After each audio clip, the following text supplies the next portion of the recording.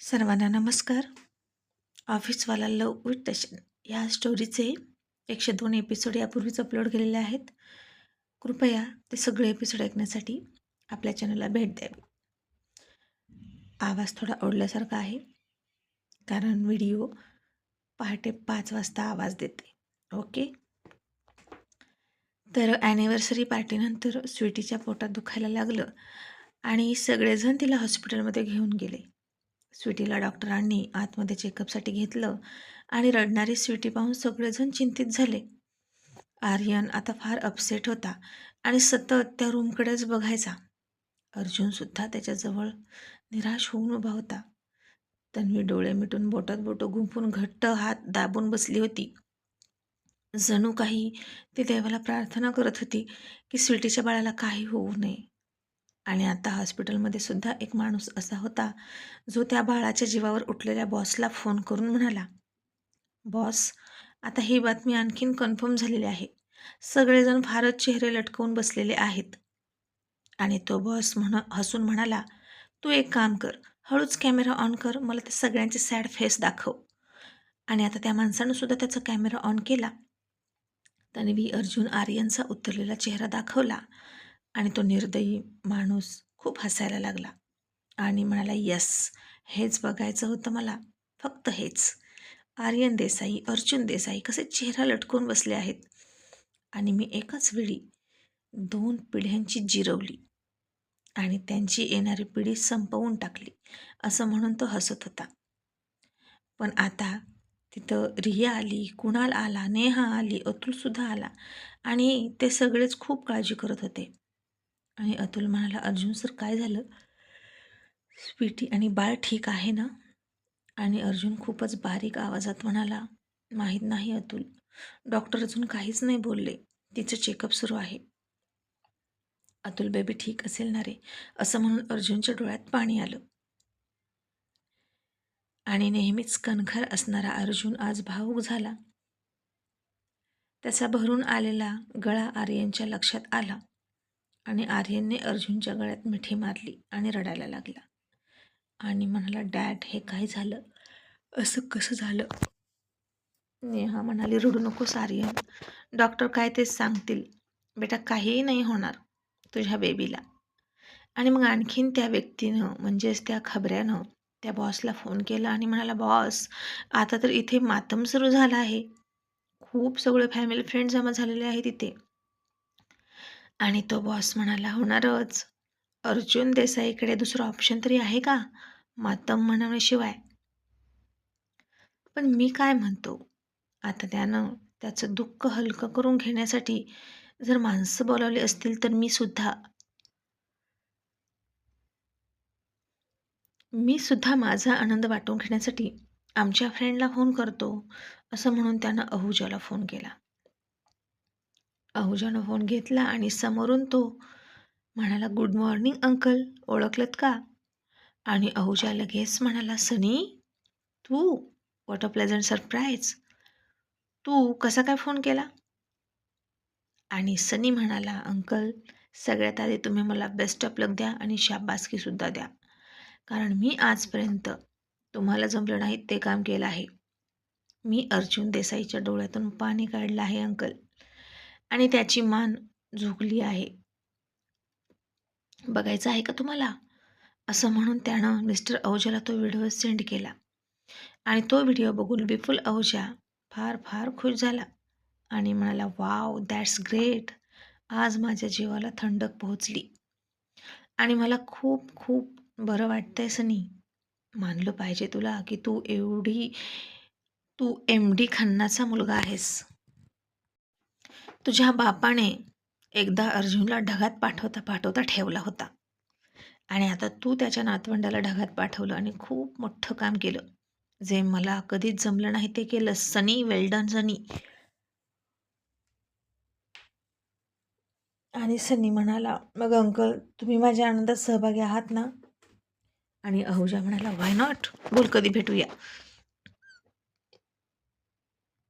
आणि अर्जुनच्या असा फेस बघून मी खूप खुश आहे.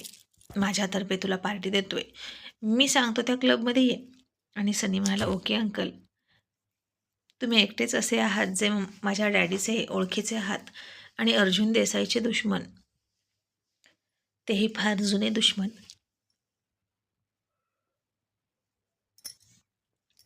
आणि आपण दोघेही मिळून अर्जुन देसाईचं सांत्वन करायला जाऊया. आणि विपुल अहुजा खुश होत म्हणाला, अरे ते तर करूयात, पण तू इंडियात केव्हा आलास ते आधी सांग. सनी म्हणाला, मी काही महिन्यांपूर्वीच आलो आणि आल्यापासून मी कोणाची कॉन्टॅक्ट नाही केला, कारण मला हे करायचं होतं. आणि अहुजा म्हणाला, अरे पण तू हे केलं तरी कसं? अर्जुन देसाईच्या घरात घुसून इतकं मोठं धाडस करणं सोपं नाही. सनी म्हणाला, सांगतो अंकल, सगळं सांगतो, आधी आपण भेटूया, मग सगळं सांगतो. आणि अहुजा म्हणाला, ओके. आणि फोन ठेवल्यानंतर अहुजा तर खूप खुश झाला होता आणि म्हणाला, बिचारा बेबी, त्याच्या ग्रँडफादरच्या कर्माची शिक्षा त्याला भेटली. मग आता सनी पुन्हा त्याच्या हॉस्पिटलमधल्या खबऱ्याला फोन केला आणि विचारलं, पुढची अपडेट काय आहे? स्वीटी हॉस्पिटलमधून बाहेर आली का? आता मला शेवटची अपडेट दे. आणि तो म्हणाला, नाही बॉस, अजून ती आली नाही. बाहेर मात्र खूप गर्दी आहे. आता तर अर्जुन देसाईचं जावई आणि मुलगीसुद्धा आली आहे. आणि इतक्यात स्वीटीच्या रूमचा दरवाजा उघडला. डॉक्टर बाहेर आले आणि अर्जुन डॉक्टरांना म्हणाला, डॉक्टर काय झालं? स्वीटी आणि तिच्या पोटातलं बाळ ठीक आहे ना? आणि डॉक्टर मान खाली घालून म्हणाले, आय एम सॉरी, तुम्ही तिला भेटू शकता. आणि आता आर्यन आणखीनच काळजीत पडला आणि तो धावतच स्वीटीकडे गेला. आणि स्वीटी आता निष्प्राण होऊन बेडवर पडली होती आणि तिच्या एकाच डोळ्यातून अश्रू वाहत होते.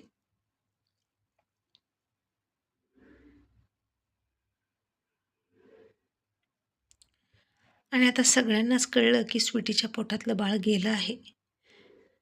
आणि सगळ्यांना फार फार वाईट वाटलं आणि धक्का बसून सगळेच निराश झाले होते. आणि कोणाची दृष्ट लागली असं वाटायला लागलं त्यांना.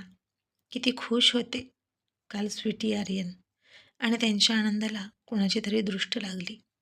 आणि आता त्याचा तो खबरी म्हणाला, बॉस, आता कन्फर्म झालं की तिचं बेबी गेलं आहे. आणि सनी म्हणाला, ओके, आता तू परत ये, आता तिथं तुझं काहीही काम नाही. आणि मग नम्रताचा फोन आला आणि ती म्हणाली, बॉस, माझा पासपोर्ट आणि तिकीट देताय ना? आणि सनी म्हणाला, हो, संध्याकाळी 7 वाजताची फ्लाईट आहे तुझी दुबईची, तू रेडी आहेस ना? आणि नम्रता म्हणाली, हो बॉस, माझी पॅकिंग झाली आणि नंतर काही काम असेल तर नक्की माझी आठवण करा. आणि सनी म्हणाला, नक्कीच, तुझा पासपोर्ट तुझ्यापर्यंत पोहोचेल, असं म्हणून त्यानं फोन ठेवला.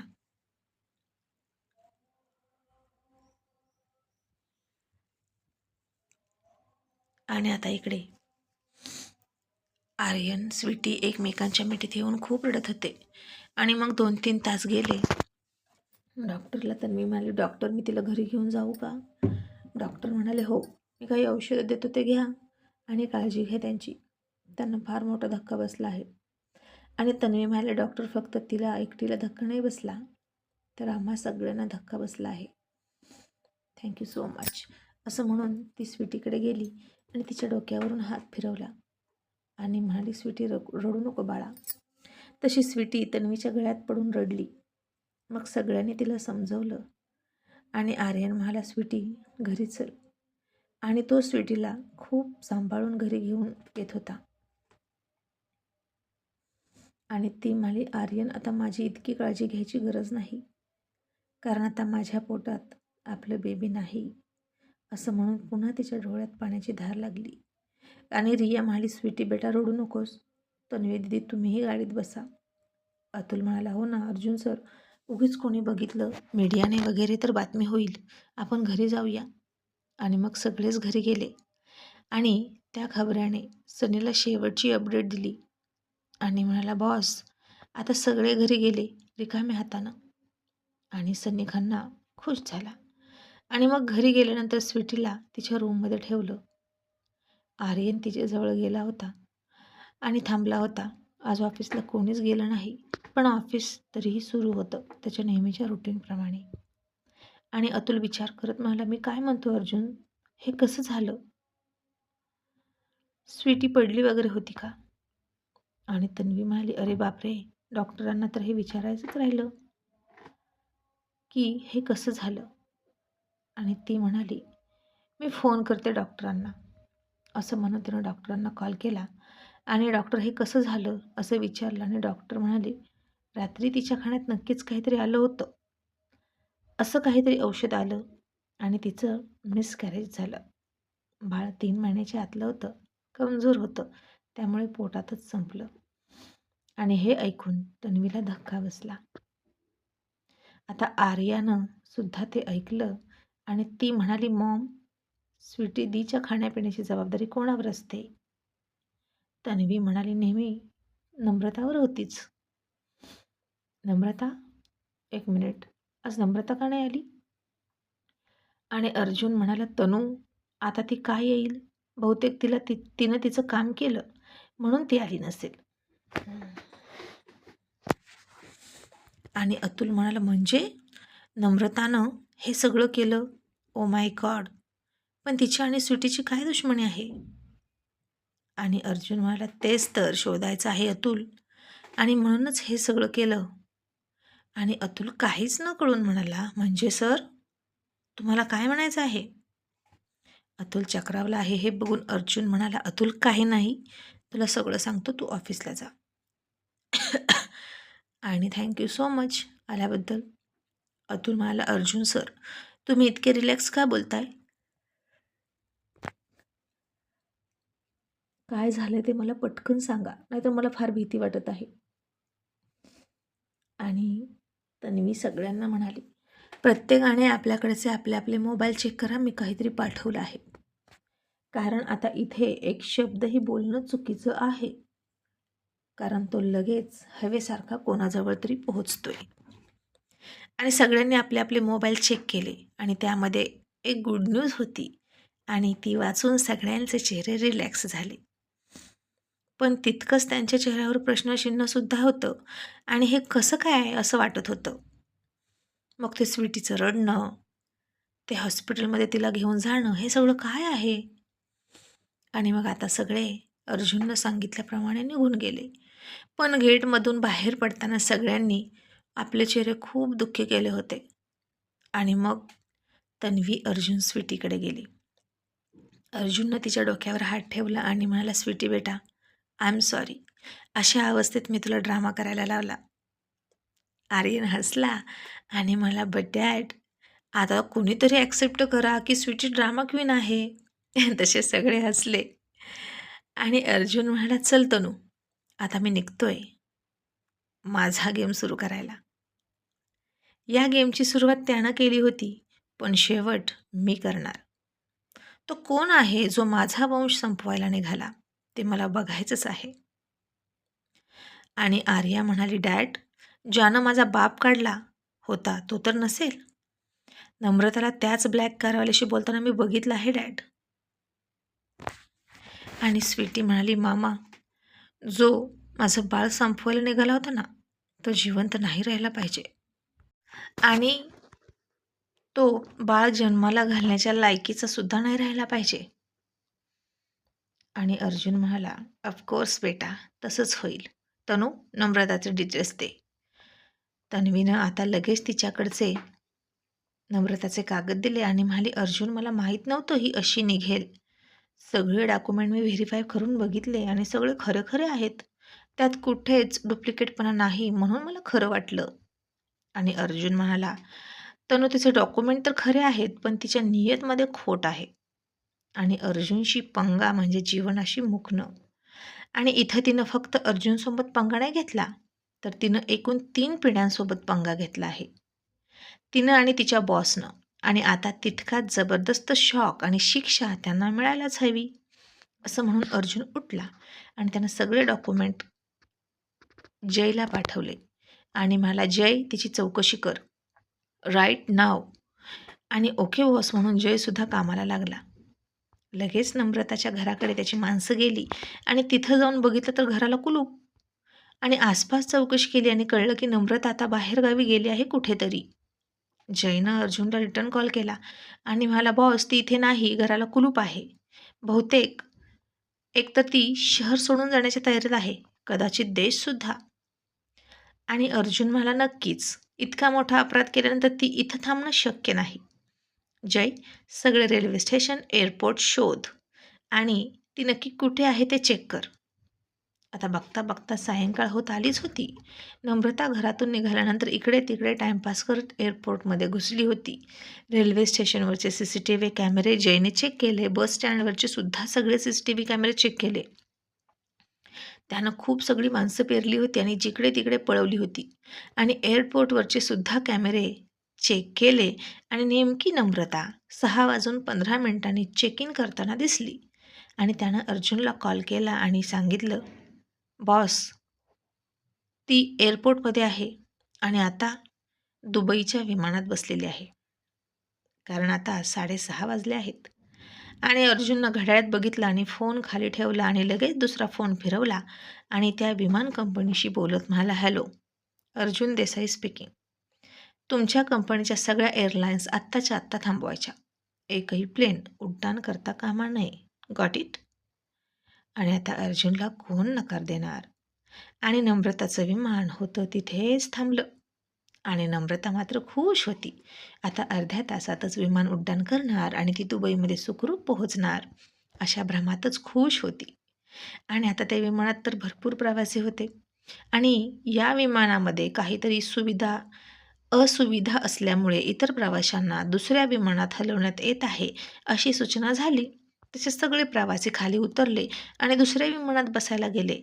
आणि नम्रतासुद्धा उतरायला गेली तशी लाईट गेली. विमानामध्ये अंधार पसरला आणि पटकन तिला कोणीतरी त्या अंधारातच खुर्चीसोबतच बसवली आणि बेल्टने बांधून टाकली. मग तिचा मोबाईल घेतला आणि त्याच्यातून तिने सगळ्यात जास्त आणि शेवटी कोणाशी कॉन्टॅक्ट केले ते कॉन्टॅक्ट बघितले तर एकच नंबर दिसत होता, तिच्या बॉसचा. तो नंबर आता सायबर कॅफेमध्ये पाठवला आणि हा नंबर सध्या कुठे आहे ते बघितलं आणि त्याचं लोकेशन दाखवलं, गुड नाईट कॅफे. आणि अर्जुनने ते लोकेशन स्वतःकडे घेतलं आणि अर्जुन आणि आर्यनची गाडी खूप म्हणजे खूप फास्ट गुड नाईट कॅफेकडे वळाली. नम्रता आता घाबरली होती आणि इकडे गुड नाईट कॅफेमध्ये अतुल आणि सनी एकमेकांना भेटले आणि फार फार हसत होते. तिथेही खूप गर्दी होती आणि हळूहळू तिथली गर्दीसुद्धा कमी केली आणि बघता बघता दोघेच तिथे उरले. आता त्या विमानाभोवती आणि त्या कॅफेभोवती काळ्या कोटातल्या बॉडीगार्डचं जाळं होतं आणि लाईट गेली, अंधार झाला आणि विपुल आहुजा म्हणाला, कोण आहे रे? इथे अंधार कसा झाला? आणि त्याला एक ओळखीचा आवाज आला, तुझा बाप.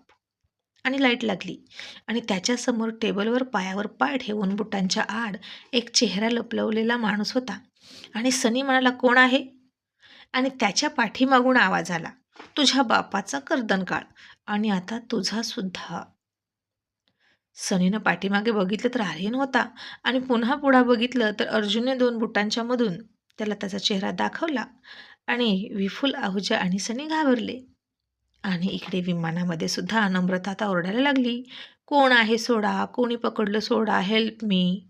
आणि आता लाईट लागली आणि समोर तिला सुद्धा ओळखीचे 2 चेहरे दिसले. एक म्हणजे तन्वी आणि दुसरी म्हणजे आर्या.